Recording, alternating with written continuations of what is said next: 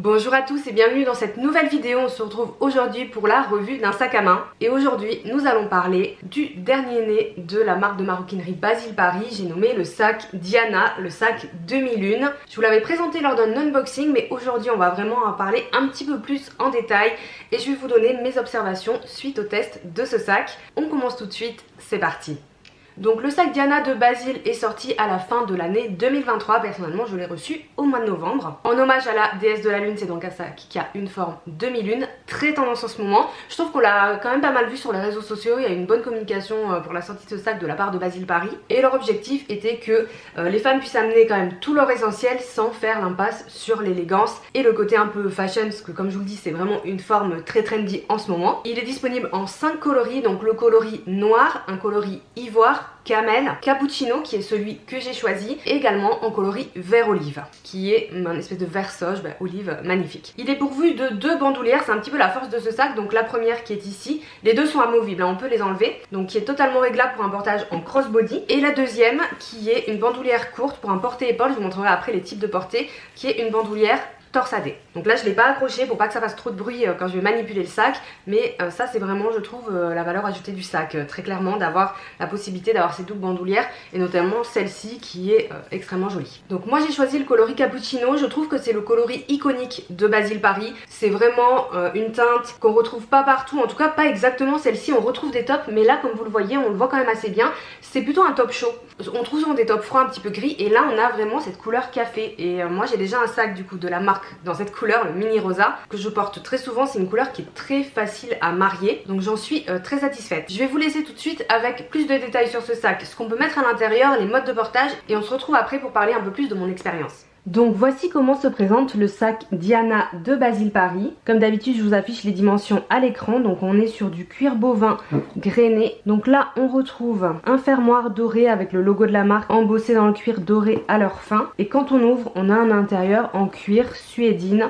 Donc ici il va être en suède taupe et à l'intérieur en suède beige clair. Pour les bandoulières, comme vous le voyez, celle qui se porte en crossbody a une attache comme ceci directement sur le rabat, et on peut du coup la détacher et l'enlever. Et pour la bandoulière tressée, on va avoir des accroches, des anneaux de chaque côté. Au dos du sac, rien de spécial, il n'y a pas de poche, et le dessous se présente comme ceci. Comme on est sur une forme demi-lune, il n'y a pas de pied, mais ici on a les 2 renforts en cuir, vous voyez, qui sortent un petit peu. Là le cuir est un peu rentré, ce qui fait que ça va être ces parties là qui touche la surface et pas l'intégralité du dessous du sac quand on le pose. Donc comme vous le voyez, quand on le pose, il tient très bien, il est bien équilibré, il va pas avoir tendance à tomber, ce qui est parfois le cas avec ce type de sac. On l'ouvre avec ce bouton, vous avez vu, à pression, et à l'intérieur on va avoir un grand compartiment et une poche plaquée. On va voir tout de suite ce qu'on peut mettre dedans. Donc à l'intérieur du sac on va pouvoir y placer les éléments suivants: un portefeuille ou porte-monnaie, celui-ci c'est un Longchamp assez compact, un téléphone portable, celui-ci c'est un Samsung, alors j'ai pas le nom du modèle, c'est mon téléphone pro qui est plus grand que les iPhones classiques,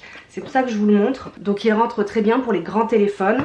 Je vais pouvoir également mettre ma pochette clé de Louis Vuitton, un porte-carte toujours de chez Louis Vuitton. Donc là j'ai concentré la plupart des affaires ici, sur la partie plate. Comme on est sur un sac demi-lune, ensuite il faudra utiliser les côtés. Là j'ai mis les 4 items, vous voyez, alignés, et il reste un peu de place sur les côtés. Donc par exemple si je veux mettre mes AirPods, je vais avoir tendance à les placer ici, dans le petit coin de ce côté. Et de l'autre côté je peux mettre par exemple une poudre. Ça c'est une poudre Dior pour les retouches make-up. Voilà, j'ai encore de la place pour un petit baume, ça c'est le lip glue toujours de chez Dior. Et ensuite dans la poche plaquée on peut mettre des éléments fins. Par exemple moi je mets mon peigne. Elle est quand même assez fine cette poche, donc je vous conseille pas de mettre votre téléphone parce que ça pourrait la déformer. Donc voilà, au niveau de la contenance on est déjà pas mal. On peut encore peut-être empiler des choses dessus, mais je le conseille pas une nouvelle fois pour pas que ça déforme le cuir et le rabat. Donc là on est quand même déjà sur quelque chose de très correct, et on peut fermer le sac. Vous voyez, rien n'est déformé, donc je trouve que c'est la contenance idéale si vous avez ce type d'article à mettre, mais pas forcément plus. Donc pour les modes de portage de ce sac, bon, on a cette magnifique bandoulière courte tressée qui est faite pour un portage épaule, donc elle n'est pas réglable. Du coup voilà ce qu'on a, en tout cas sur moi. Là j'ai pas de manteau, j'ai juste la petite chemise, donc très sympa. Donc là j'ai laissé l'autre bandoulière pour vous montrer, mais vous pouvez l'enlever avec le portage épaule, c'est plus sympa. Mais on peut l'enlever et la ranger dans le sac si jamais on veut l'avoir avec soi parce qu'au cas où un portage en crossbody serait nécessaire.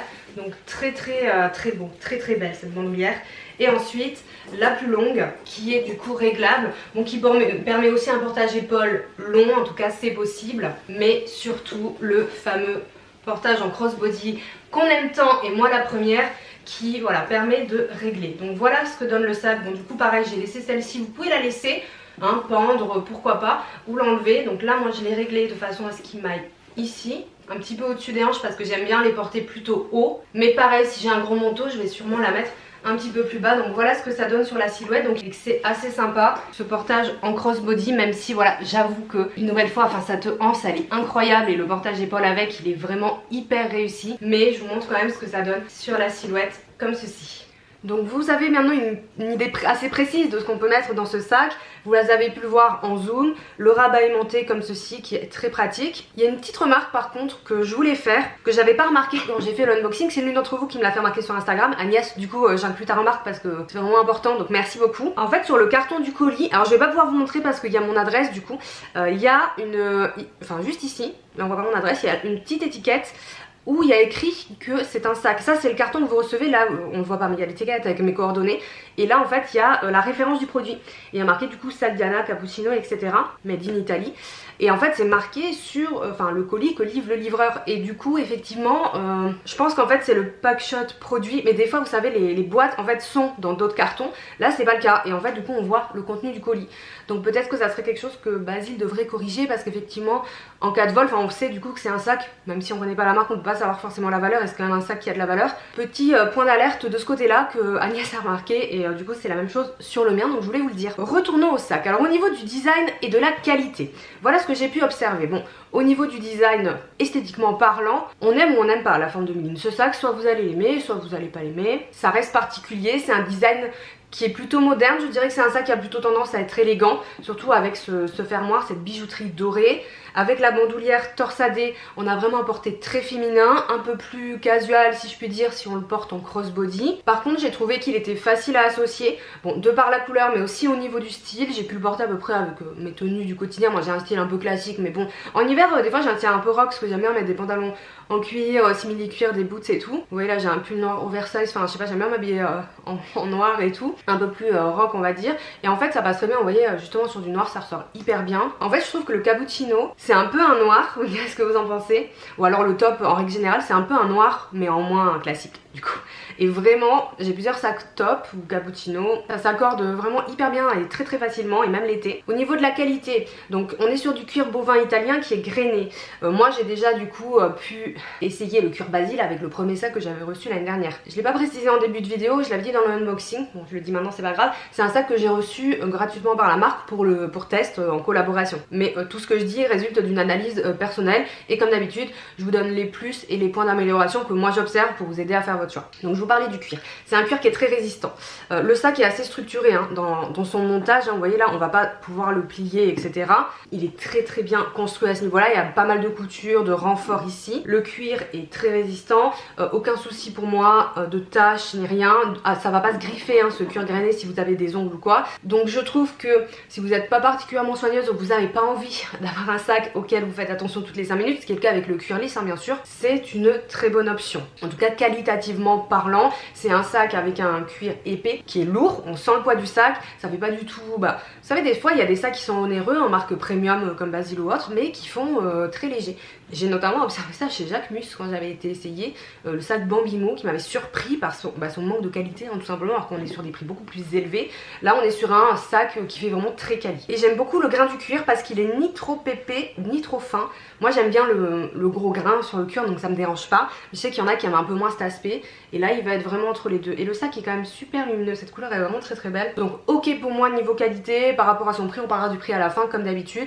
Mais vraiment rien à dire, j'ai eu aucun souci. Au niveau de la contenance et de l'utilisation, donc les sacs de 1001, c'est très à la mode, mais le souci c'est la contenance, parce qu'en fait on n'utilise pas pleinement le sac. C'est pas un sac carré qu'on va utiliser d'angle en angle, c'est un sac où on va l'utiliser surtout cette partie et, si on a de la chance, un peu les côtés. L'avantage de ce sac Basil, et je trouve que c'est vraiment le point fort du sac et franchement c'est une belle réussite, c'est que comme ils ont donné une épaisseur, il y a de la place. Vous avez vu, j'ai pu mettre quand même 4 items, 4 articles alignés à ce niveau là, et après des petits articles sur le côté. Donc ça c'est quand même un gros point fort, parce qu'on a l'esthétique très tendance et tout ce que vous voulez du 2001, mais on a quand même une contenance sympa, ce qui n'est pas toujours le cas avec ce type de sac, parce que en fait le secret c'est tout simplement l'épaisseur, parce que même en hauteur vous voyez là il rétrécit, donc vous n'allez pas pouvoir empiler beaucoup, sinon vous ne pourrez pas fermer le rabat. Donc là, à ce niveau-là, niveau ergonomie, pour la place qu'on a à l'intérieur par rapport à la forme, une nouvelle fois, c'est pas le sac qui aura une maxi contenance, hein. Avec cette forme c'est impossible techniquement parlant, c'est quand même réussi et ça a été bien pensé sur. Alors après il y a un revers de la médaille, je dirais,